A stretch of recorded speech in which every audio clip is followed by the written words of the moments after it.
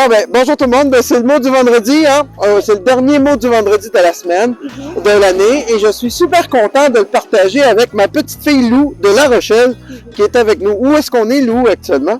À Saint-Antoine sur Richelieu. On est à Saint-Antoine sur Richelieu et Lou est en train de passer les fêtes avec nous. Donc, c'est un moment extraordinaire. Donc, c'est super bien. Et ça me fait penser justement au moment des fêtes, de passer des belles fêtes avec votre famille. Vous avez bien apprécié.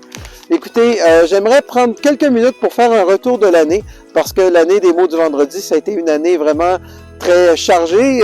Bon, j'ai pas fait autant de mots du vendredi que j'aurais voulu faire, mais bon, j'en ai fait quand même, on a quand même fait pas mal de voyages. Ça a commencé avec l'expérience belge, avec quand on a fait le tour en Belgique. Donc, un grand merci à Stéphanie et Xavier qui m'ont permis de découvrir leur magnifique pays. Ensuite de ça, on a parlé de persévérance, hein, de transit à Paris avec Sébastien qui nous a parlé de la force et l'énergie qu'il faut mettre lorsqu'on atteint nos objectifs. On a parlé aussi à Paris aussi avec notre ami Roméo. Donc avec Roméo, on a parlé du partage, comment c'est important de partager, être ensemble.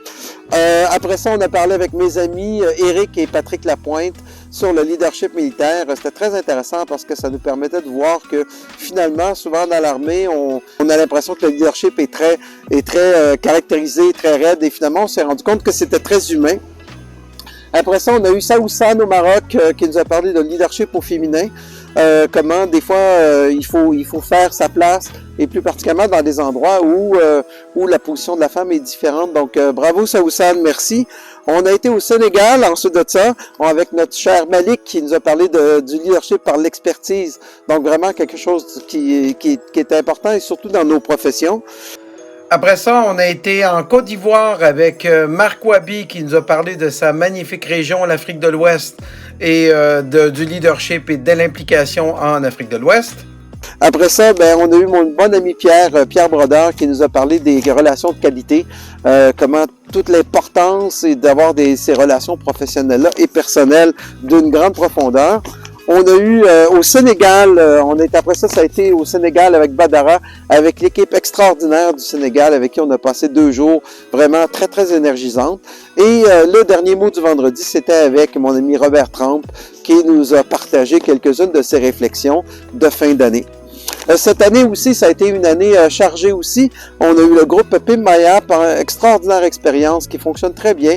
Et cette année, Pimp My App est arrivé avec un premier mandat à l'île de la Réunion. Je tiens à les souligner. Vous savez, c'est une cause qui est super importante pour moi d'année en année. Je la tiens fort, cette cause-là. Et pour moi, je suis très content de les voir aller. Et après ça, ben, cette année, ça a été le lancement de Étant tes ailes, hein, qui était le livre sur le leadership. Je tiens à vous remercier tout le monde, ceux qui l'ont lu, qui l'ont acheté, qui l'ont diffusé. Vraiment, ça a été pour moi un élément clé. J'espère que c'est ma contribution au leadership. Et finalement, comme fait marquant, on a eu le décès d'Atlas. Parlant de leadership, Atlas, c'est l'aigle qui m'a justement inspiré pour faire Étant tes ailes, qui est décédé après 12 ans de service. Et Atlas, t'es au-dessus de nous et tu penses à nous.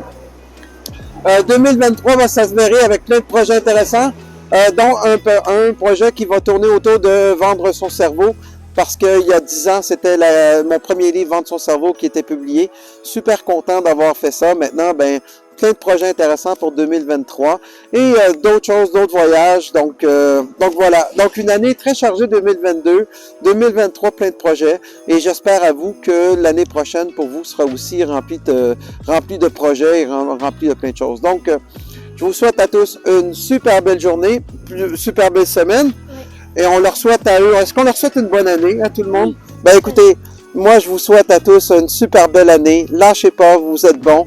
Puis, on est ensemble. Merci beaucoup et bonne année tout le monde. Ciao. Bye bye.